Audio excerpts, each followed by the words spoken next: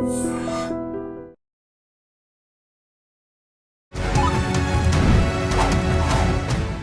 To I dream. నేను Udayasri. Advocate Nageswararao పూజారి గారు మనతో ఉన్నారు, మాట్లాడదాం. హలో అండి. యా, ఇంతకుముందు ఏదైనా ఇంట్లో మనం రెంట్కి ఉంటే కొన్ని ఇయర్స్ అయిపోయాక, అంటే మోర్ దెన్ 12 ఇయర్స్ అయితే వాళ్ళకి ఇంకా ఇల్లు వాళ్ళదే అన్నట్టుగా కొంతమంది ఆ ఇంటి కోసం ఫైట్ చేసిన కేసెస్లు నేను ఒకరిద్దరిది చూశానమాట. కానీ ఈ మధ్య రీసెంట్గా సుప్రీంకోర్టు ఎన్ని ఇయర్స్ రెంట్కున్నా కానీ ఆ ఇల్లు వాళ్ళది కాదు, టెనెంటే అని తీర్పిచ్చినట్లుగా విన్నాము. దీని గురించి క్లారిటీగా చెప్తారా? ఫస్ట్ ఏంటంటే అర్థం చేసుకోవాల్సింది ఏంటంటే మనకు చట్టం వేరు, సమాజంలో చెప్పుకునేది వేరు ఎప్పుడు కూడా.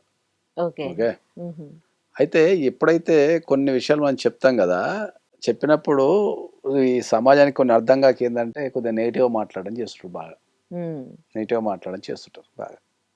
ఓకే,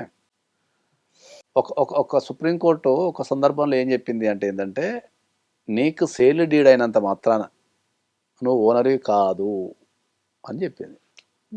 ఒక నీ పేరు మీద ఆస్తి రిజిస్టర్ అయినంత మాత్రాన నువ్వు ఓనర్వి కాదు, కానీ ఇంకొన్ని కండిషన్స్ పాటిస్తేనే నువ్వు ఓనర్ అవుతావు అనేది చెప్పి సుప్రీంకోర్టు.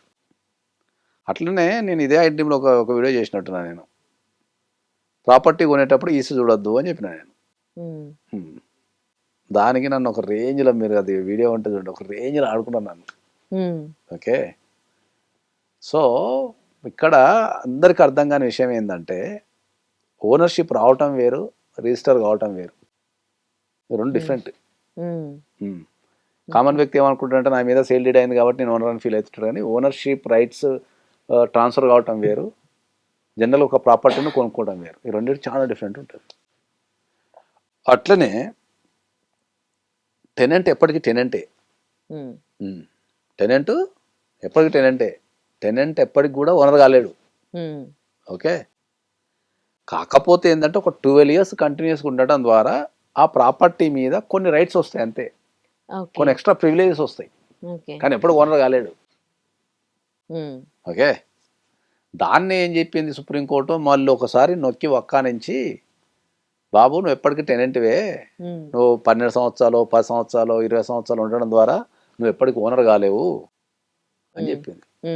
దానికి మనోళ్ళు ఇప్పుడు కొత్తగా ఏం స్టార్ట్ చేసిందంటే, ఇంతకుముందు ఆ రూల్ ఉండేనంట కదా, 12 సంవత్సరాలు ఉంటే టెనెంట్ ఉంటే ఇల్లు వాళ్ళదేనంట కదా. ఓకే, కాబట్టి ఇప్పుడు ఆ రూల్ మార్చిందంట కదా అని చెప్తారు. ఇక్కడ అత్యధికమైన ప్రాబ్లం ఏంది అంటే ఏంటంటే, రూల్ వేరు, చట్టం వేరు. ఓకే, సుప్రీంకోర్టు అభిప్రాయం వేరు. ఓకే, సైటేషన్ వేరు, ఇవన్నీ డిఫరెన్స్.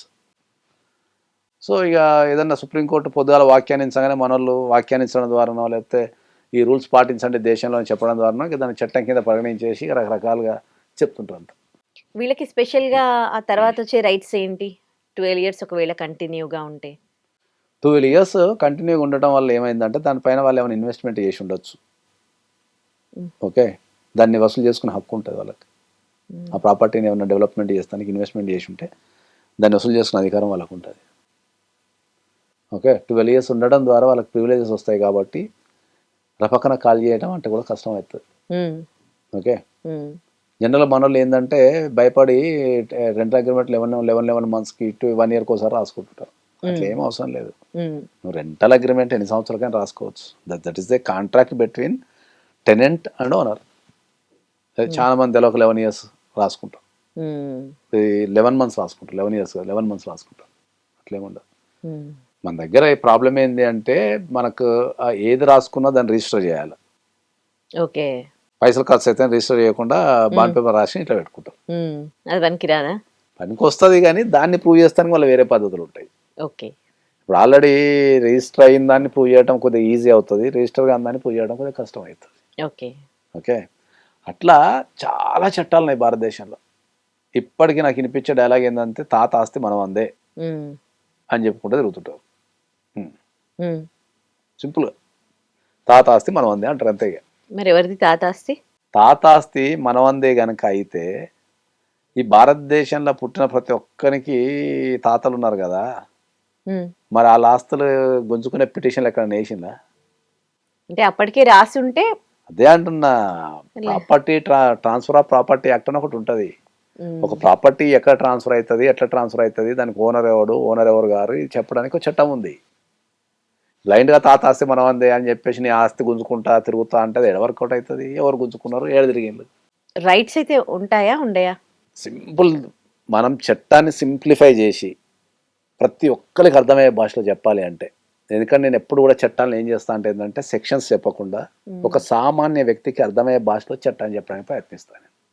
ఓకే, ఉమ్, ఆస్తుల గురించి ఒక విషయాన్ని సింప్లిఫై చేసి చెప్పాలి అంటే, ఒక వ్యక్తి పేరు మీద ఆస్తులు ఉండి ఉమ్, అతడు ఏ రకమైన వీలునామా రాయకుండా ఉమ్, సడన్గా చనిపోతే అప్పుడు అతని మీద ఆధారపడ్డ ప్రతి ఒక్కరికి ఆస్తి పంచబడుతుంది. సింప్లిఫై చేస్తే అంతే. ఉమ్, ఒక వ్యక్తి తాను బతుకున్నప్పుడు లీగల్గా ఆస్తులు ట్రాన్స్ఫర్ చేస్తే దాన్ని క్లెయిమ్ చేసుకునే అధికారం ఎవరికీ లేదు. ఉమ్, ఇది ఇది ఇది ఉమ్, మొత్తం ఈ ఆస్తులకు సంబంధించిన అన్ని చట్టాలు దీని కిందకి వచ్చేస్తాయి. ఓకే, సింప్లిఫై చేస్తుంది అంతే. ఇక ఉమ్, ఎక్కడన్నా ఎవరిదైనా ఆస్తిని క్లెయిమ్ చేసుకోవాలి అంటే రెండే పద్ధతులు. ఎవరి ఆస్తి క్లెయిమ్ చేస్తున్నా నేను, ఆ వ్యక్తి బతుకున్నాడా చనిపోయిందా. ఉమ్, బతుకుంటే ఆయన బతుకున్నప్పుడే ఏమైనా ట్రాన్స్ఫర్లు అయినాయా, లేకపోతే ఆయన చనిపోయి ఎవరికి ట్రాన్స్ఫర్ చేయకుండా చనిపోతే అవి క్లెయిమ్ చేసుకోవచ్చు. ఇవే ఉమ్, ఓకే, ఇంత ఏడు వరకే. ఉమ్, 80% ఆఫ్ ద చట్టాలు ఈ రెండింటి కిందకే వస్తాయి.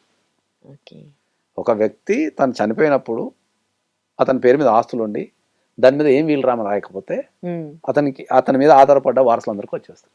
ఉమ్, ఉమ్, అతని మీద ఎవరు ఆధారపడతారు? భార్య, ఉమ్, పెళ్ళైంది అనుకో భార్య, పిల్లలు, తర్వాత పెళ్ళం, ఉమ్, తర్వాత పిల్లలు, ఉమ్, అట్లా వస్తుంది సిస్టమ్. ఓకే, సో దానికోసమనే ఎవరన్నా ఒక వ్యక్తి చనిపోయి అతని పేరు మీద ఆస్తులు ఉంటే ఎవరెవరికి ఎట్లా పంచాలి అనేది మన హిందూ సక్సెషన్ యాక్ట్ ఉంది మనకు.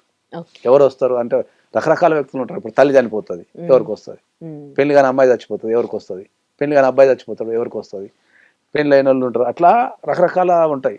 ఒకరికి ఆస్తి ఉంటుంది, అసలు చుట్టాలే ఉండరు, ఎవరికి వస్తుంది? ఉమ్, ఇవన్నీ హిందూ సక్సెషన్ యాక్ట్లా చెప్తారు. ఓకే, ఇది ఒకటి అర్థం చేసుకోకుండా మనల్ని తాత ఆస్తి మనకి వస్తుంది, మోగన ఆస్తి పెళ్ళానికి వస్తుంది అనుకుంటే తిరుగుతుంటారు. ఆస్తులు అనేది రిలేషన్ని బట్టి డిఫాల్ట్గా రాదు. ఉమ్, వాళ్ళు బతికున్నప్పుడు చేసే ట్రాన్సాక్షన్స్ బట్టి ఓకే, డిసైడ్ చేయబడుతుంది. ఎట్లా? Right, okay, thank you. And for more videos, Please subscribe to iDream. Please subscribe to iDream. Please subscribe iDream. And please subscribe to iDream. For more videos, subscribe to iDream. please like, share, and subscribe to the channel. Congratulations, iDream. Subscribe to iDream. Subscribe to iDream. So subscribe to iDream Media. iDream की iDream team अंदर की huge congratulations. Please subscribe iDream Media. Please subscribe to iDream. Subscribe iDream. Please subscribe to iDream. iDream అంటే నా కళల channel subscribe చేసుకున్న నోరు తిరుగుతలేదు, మీరైతే గంట గుర్తు కొట్టండి. For more such videos, please subscribe to iDream. Subscribe to iDream. Please subscribe to iDream. Please subscribe iDream Media. Please do subscribe to iDream. Please subscribe to iDream Media. For best entertainment and information, please subscribe iDream. And don't forget to subscribe to iDream.